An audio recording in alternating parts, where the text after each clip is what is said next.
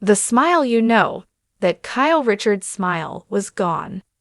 She was sitting outside an intensive care unit, certain she was about to lose Mauricio Umansky, the man she once thought she would grow old with. For years, Mauricio and Kyle were the couple people pointed to when they needed proof that true love could survive Beverly Hills.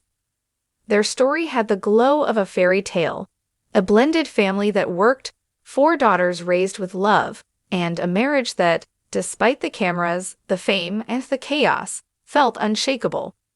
But what if we told you their bond, admired for nearly 3 decades, was once tested in a terrifying, silent, invisible way? That their love, once a symbol of stability, was nearly torn apart by something no one could see, something that threatens millions every day. This is not a story about scandal. It's not about cheating rumors, tabloids, cast drama, or accusations whispered across dinner tables in Beverly Hills. This is about collapse, a medical emergency, and the night Kyle Richards made a private vow, one that not only saved Mauricio's life, but changed their marriage forever. And if you've ever looked at someone you love and wondered, what would I do if they weren't here tomorrow? This story is going to stay with you.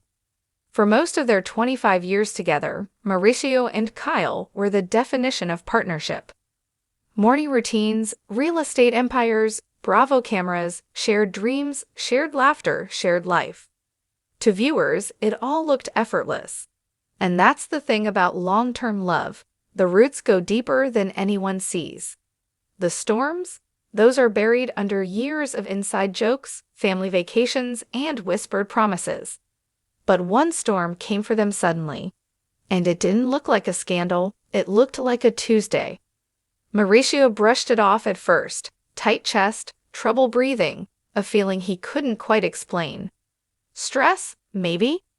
Filming schedules, travel, another agency deal. Life had been running too fast for too long. But this wasn't stress. This wasn't fatigue. This was a cardiac emergency. And with one phone call, their world collapsed into the cold fluorescent light of a hospital. Red carpets and reality show confessionals disappeared. Machines beeped. Doctors rushed. The man Kyle always described as the rock of our family was suddenly vulnerable in a way she had never seen. Sitting beside him, gripping his hand, Kyle realized how terrifyingly close she was to losing the father of her children. A man she had fought with, built with, laughed with, cried with, lived with for nearly half her life. But something happened in that ICU room, something she had never spoken about publicly.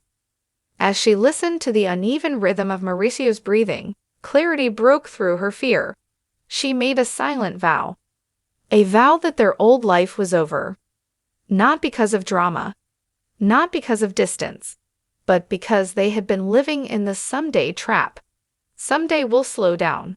Someday we'll travel without cameras. Someday we'll sit and talk without schedules. Someday we'll focus on us.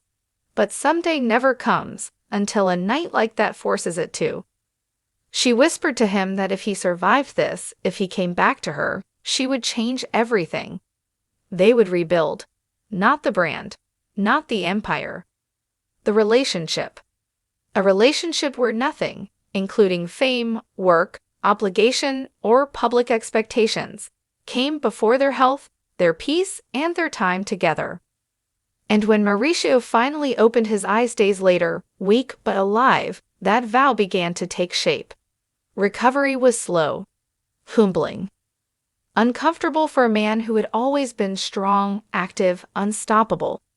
He had to learn to accept help, to rely on Kyle, to be vulnerable in a way he had spent years avoiding. But it was that vulnerability that changed everything. Because instead of resisting Kyle's ICU vow, he embraced it. Together, they made quiet decisions that surprised friends, family, and fans. Declining events.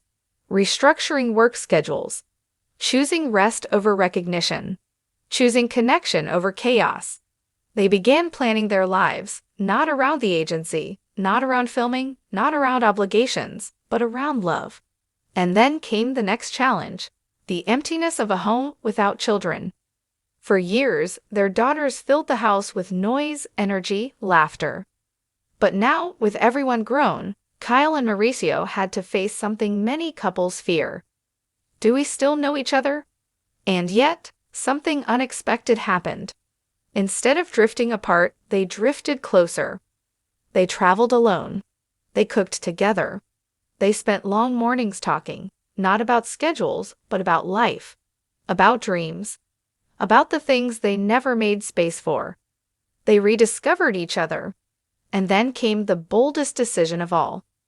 A home far from Beverly Hills. A place tied to their earliest memories as a couple.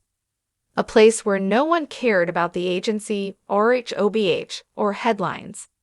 A place built for peace, not performance. A medical scare doesn't end when the hospital bracelet comes off. It lingers, quietly, heavily, inside the mind of the person who watched it happen.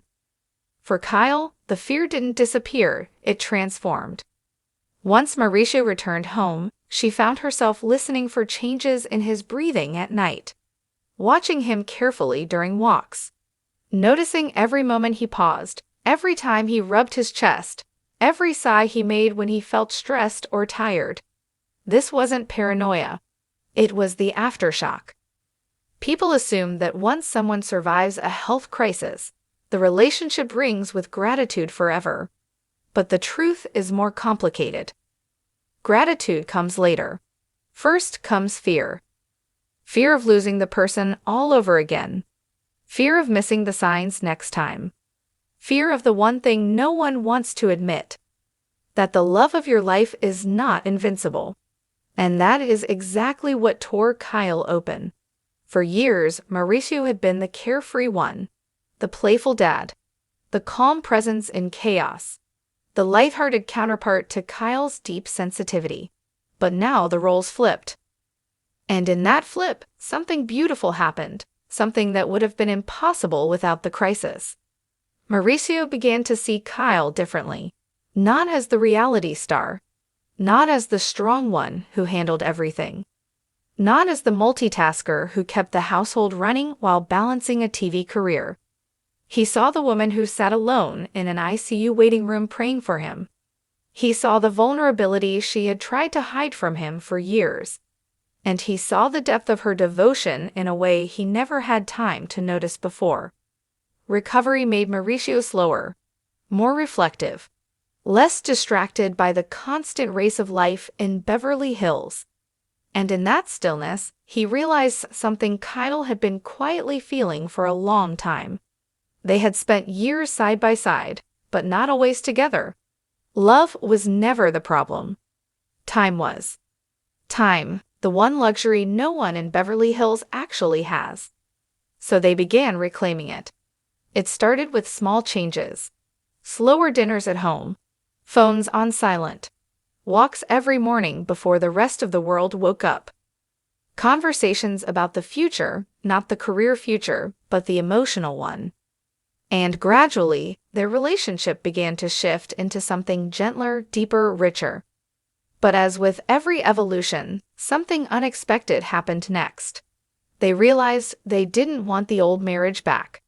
Not the version built around obligations. Not the version that existed because they were a team. Not the version everyone admired on TV. They wanted something new. And so they made another quiet decision, one that shocked people closest to them. They created a marriage reset, a concept that therapists often suggest but couples rarely follow through with. This meant no more ignoring emotional distance. No more assuming the other person just knows. No more sacrificing personal peace to keep up appearances. No more losing themselves in work or fame at the expense of connection. They agreed to rebuild their marriage from scratch, not because it was broken, but because it deserved upgrading. To do that, they did something almost no one in their world does. They started saying no. No to constant filming. No to back-to-back agency events. No to engagements that drained them.